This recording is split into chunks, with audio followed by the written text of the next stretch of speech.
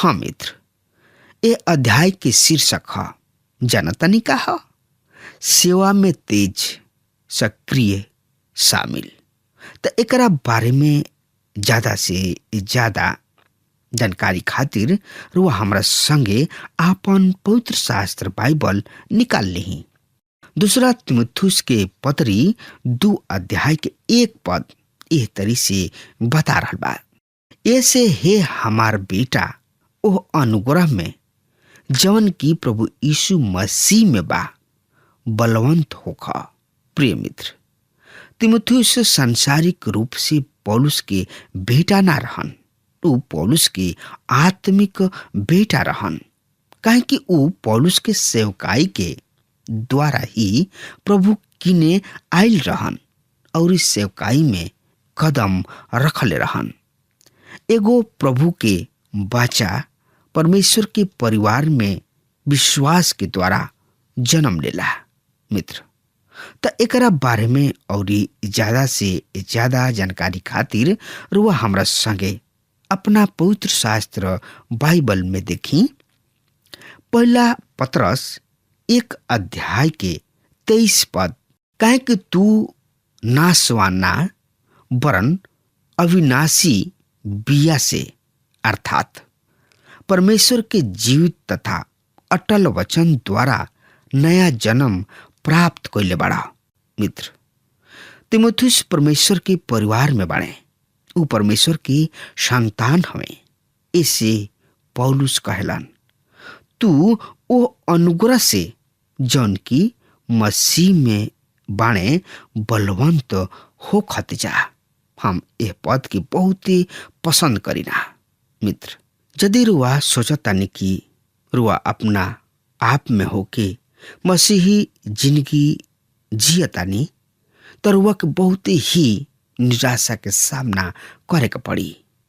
यदि रुआ सोचतानी कि हम कुछ नियम धर्म के पालन करब त एगो सच्चा मसीही बन जाइब, तो रुआ एकदम धोखा में बानी।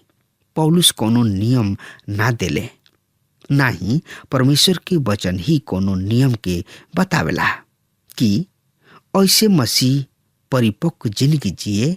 हम सब प्रभु के अनुग्रह के द्वारा बच गइल बन जा और अब हमनी के परमेश्वर के अनुग्रह में ही जिए के बा और ओही में हमनी के मजबूत बने के बा। हम रुआ के एगो उदाहरण बतावे चाहतानी, ध्यान से सुनब।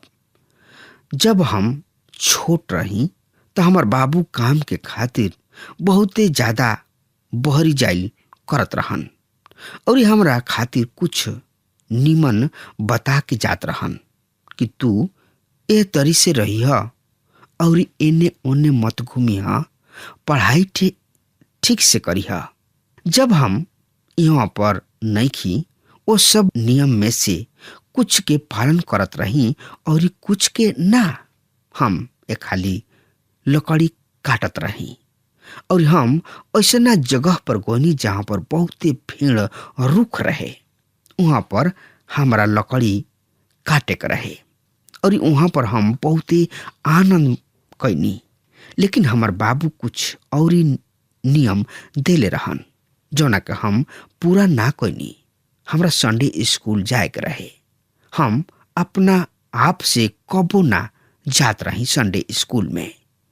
जब हमार बाबू रहत रहले तो उहे हमरा के ले जात रहले, लेकिन उ चाहत रहले कि हम अपना मने संडे स्कूल में जाई, पर हम ना जात रही अपना मने। एक दिन हम मछली पकड़त रही और उ अचानक से आ गुलन और उ हमरा के मछली पकड़त देखले और हम पकड़ में आगुनी और कोनो बहाना हम नहीं बना सकत उनका सामने। हम अपना बाबू के सामने अपना गलती के मान लिहनी।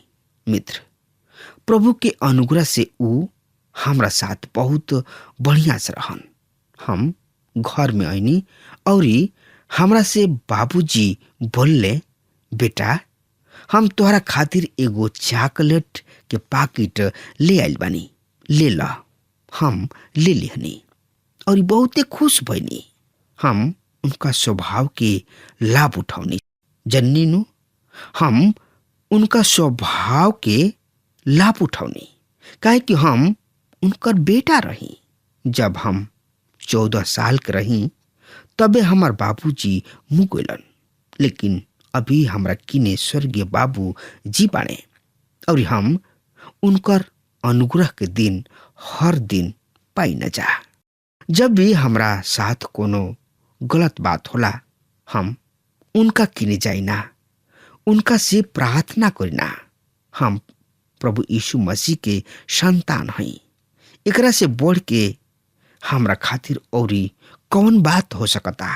जब हम कोनो मसीही के ई कहत सुनिना, हम ई ना करिना, हम ऊ ना करिना, हम पूरा तरी नियम के पालन करिना, तो हम समझ जाइना कि यह आदमी के परमेश्वर के अनुग्रह पर कोनो भरोसा नहीं खे।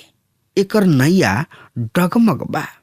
इ लोग अपना समर्थ से मसीही जिंदगी जिए चाहलन। पौलुस कहलन, प्रभु यीशु के अनुग्रह में बलवंत होत जा। तो एकरा बारे में औरी ज्यादा से ज्यादा जानकारी खातिर रुआ हमरा संगे आपन पवित्र शास्त्र बाइबल निकाल ली।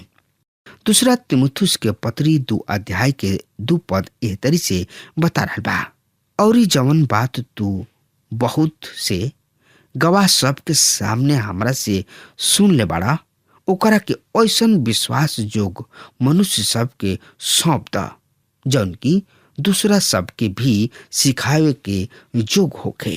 पौलुस सच में भविष्य के बारे में बहुत ही सोचत रहले और ओकरा के लेके बहुत ही चिंतित रहन, जैसे कि हम भी करीना। जब सेवकाई के अंत में पहुंच जाइना, हम ई अनुभव कैनी कि जब एगो आदमी सेवकाई करत करत बूढ़ हो जाले तो परमेश्वर उनकर जगह के भरपूरी खातिर एगो बढ़िया नौजवान के खड़ा करेलन। यही तरी से आज भी असही होला। प्रभु के लइका बच्चा होखला के कारण हमनी के भी अपना पिता के काम के चिंता फिकर करे के चाही और सब काम के बढ़ावे के बा। जब प्रभु यीशु मसीह इस संसार में रहन तो ऊ कहले, परमेश्वर हमरा के एह से भेजले कि हम अपना पिता के इच्छा के पूरा कर सकी। पवित्र शास्त्र बाइबल में लिखल बा, पर जितना लोग उनका के ग्रहण कैले ऊ उनका के परमेश्वर के संतान होके के अधिकार दिले और उन्हें जे उनका नाम पर विश्वास करले। अब हमनी के परमेश्वर के संतान हो जा। इसे अब हमनी के अब ओह काम में सहायक होके के बा और उनका काम के पूरा करे के बा। कारवा अपना पिता की इच्छा के पूरा करे चाहता नहीं। हमनी के मुख्य कर्तव्य है कि हमनी के परमेश्वर के वचन के लोगन तक पहुंचाई जा, लेकिन एकरा खातिर हमनी के परमेश्वर के अनुग्रह के आवश्यकता बा। तो एकरा बारे में और ज्यादा से ज्यादा जानकारी खातिर रुआ हमरा संगे आपन पवित्र शास्त्र बाइबल निकाल ली और उनमें देखी दूसरा तीमुथियुस के पत्री 2 अध्याय के 3 और 4 पद इस तरी से बता रहल बा। मसीह यीशु के बढ़िया योद्धा के समान हमरा साथ दुख उठावा। कोनो भी योद्धा जब लड़ाई पर जाले अपना आप के हर दिन के झंझट सब में ऐसे ना फसलन कि ऊ अपना भर्ती करे वाला के खुश करे। एगो मसीही एगो सिपाही होला। परमेश्वर के दास यानी कि सेवक कौना तरी से एगो सिपाही हो सकता। इफिसियों के 6वां पत्री में आत्मिक युद्ध के बारे में बतावल गइल बा और आत्मिक हथियार धारण करे के आवश्यकता बा। तो एकरा बारे में और ज्यादा से ज्यादा जानकारी खातिर रुआ हमरा संगे आपन पवित्र शास्त्र बाइबल निकाल ली और उनमें देखी इफिसियों के पत्री 6 अध्याय के 12 और 13 पद इस तरी से एकरा बारे में बता रहल बा। हमार संघर्ष त मांस औरी खून से नहीं खे, यानी कि लहू से नहीं खे, वरन प्रधान सब और अधिकारी सब और अंधकार के सांसारिक शक्ति तथा दुष्टता के ओह आत्मिक सेना सबसे बा जौन की आकाश में बने। ऐसे सब परमेश्वर के सब अस्त्र शस्त्र धारण कर, जौन से कि तू बुरा दिन में सामना कर सका और सब कुछ पूरा करके स्थिर रह सका। मित्र, संसारिक जिंदगी के साथ आत्मिक जिंदगी नहीं जियल जा सकत। एक दिन एगो औरत हमरा के अपना घरे बुलौली और कहली कि काल तू अपना संदेश में प्रभु यीशु मसीह के उद्धारकर्ता के रूप में ग्रहण करे खातिर कहले रहा। हम प्रभु यीशु मसीह के अपना जिंदगी में ग्रहण कैले बानी। हमार मर्द के पास शराब के व्यापार रहे, अब ऊ नहीं खे। ऊ एकर कार्यभार हमरा के देले बाने। ऐसे हम ए बात की रुआ के बतावे चाहतानी। हम इस सब शराब के बोतल के तूर देवे चाहतानी। हम कहनी रुआ सब बोतल के मत फोड़ी, लेकिन एगो दूगो बोतल के फोड़ दीही। एकरा बाद कंपनी से कुछ भी मत मंगवाई। ये सब बाचल खुचल बोतल के बेच के पैसा कमा लीही, रुआ काम में आई और ये व्यापार के छोड़ दीही। सच में हमके जिंदगी में सच्चा मल्ल युद्ध चलत रहेला। दूसरा तिमुथियुस के पत्री 2 अध्याय के 5 पद एह तरी से बता रहल बा। यही तरी जब अखाड़ा में जाने वाला पहलवान यदि विधि के अनुसार ना लड़े तो वो इनाम ना पा सकी। मित्र, यहाँ पर पौलुस एगो विश्वासी के एगो खिलाड़ी के साथ तुलना कर रहल बने। अखाड़ा में लड़े वाला इस सोच के लड़ेला कि हम जीत जाई। जीते खातिर ऊ हर एगो प्रयास के करेला। लेकिन यहाँ पर पौलुस मसीह जिंदगी के लड़ाई और दौड़ के बात बता रहल बने, कह रहल बने।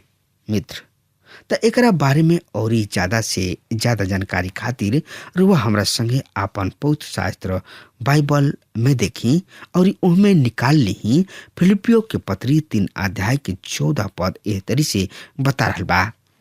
सब काम बिना कुड़कुड़ैले और निर्विवाद कैल करा। आई यही लगले पहला कुरिन्थियों के पत्री 9 अध्याय के 24 से 27 पद के पढ़ ले जाओ। ए पद में एह तरी से लिखल गुल बा, का तू नइखा जानत की दौड़े में तो सब दौड़ेलन, पर इनाम केवल एक ही जाना के मिलेला। तू एक ही तरी दौड़ा कि जीत जा। खेल प्रतियोगिता में भाग लेवे वाला हर एगो खिलाड़ी सब तरीके संयम रखेला। उ तो नष्ट होखे वाला मुकुट के प्राप्ति के खातिर इस सब कुछ करेला, पर हम नष्ट ना होखे वाला मुकुट के खातिर प्रयास करीना। ऐसे हम लक्ष्यहीन से ना दौड़ीना और ना हम हवा में मुंह का मारिना, हवा में घूसा मारिना, पर हम अपना देह के यंत्रण दे के बस में राखिना। कहीं ऐसा ना हो कि हम और इस सब के प्रचार करके खुद अयोग्य ठहरी। पौलुस कहे चाहताने कि मसीही ऐसन जिंदगी जिए ताकि जीत सके, ताकि प्रभु उनका के मुकुट दे सकस और कह सकस कि हे हमार विश्वास जोग सेवक, विश्वास जोग दास। परमेश्वर चाहलन कि परमेश्वर हर एगो बच्चा जीते और परमेश्वर के हर एगो बच्चा के ई पहचान हो सके और उनका के नियम के अनुसार लड़े के बा। मसीही जिंदगी में आगे बढ़े खातिर कोनो छोट राह नइखे। परमेश्वर हमनी के हाथ में 66 गो किताब दिले बाने और सब किताब बहुत ही महत्वपूर्ण बा। दौड़े वाला तिरछा दौड़ के जीत नहीं के सकत, ओही ओही राह पर जाए के बा जौना के निर्धारित कइल गइल बा। एगो विश्वासी के शैतान पर जीत हासिल करे खातिर परमेश्वर के वचन ह रुआ कोनो भी तिरछा राह नहीं अपना सकत। यही अध्याय के 6 पद एह तरी से बता रहा बा, मेहनत करे वाला किसान के ही सबसे पहला उपज के भाग मिले के चाहिए।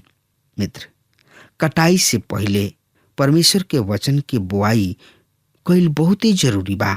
दूसरा तिमुथियुस के पत्री 2 अध्याय के 7, 8, 9, 10 पद एह तरी से बता रहल बा जना के कि हम पढ़े जा रहल बानी। ओकरा पर ध्यान द, काहे कि प्रभु तोहरा के सब बात के समझ दी है। हमरा सुसमाचार के अनुसार दाऊद के वंशज मृतक सब में से जी उठले। प्रभु यीशु मसीह के स्मरण राख। यही सुसमाचार के खातिर हम दुख उठाइना, यहाँ तक कि अपराधी के ऐसन बंधन में बानी। ए कारण हम चुनल लोगन के खातिर सब कुछ सह लिहिना कि ऊ भी वो उद्धार के जौन मसीह यीशु में बा और उनका साथ अनंत महिमा के प्राप्त करे। यदि रुआ परमेश्वर के वचन के खातिर खड़ा हो जाता नहीं तो रुआ के परमेश्वर के खातिर खड़ा होके के बा और उनका खातिर दुख के सामना भी करे के पड़ी। यदि पौलुस जेल में रहन फिर भी ऊ इस सब बात के जानत रहन कि परमेश्वर के वचन बहरी जा रहल बा, ओकरा खातिर ऊ परमेश्वर के धन्यवाद देताने। अब हमार समय खत्म हो रहा बा, तब तक खातिर वो हमारा के आज्ञा दी। परमेश्वर रुआ के बहुत ही आशीष देश। आमीन।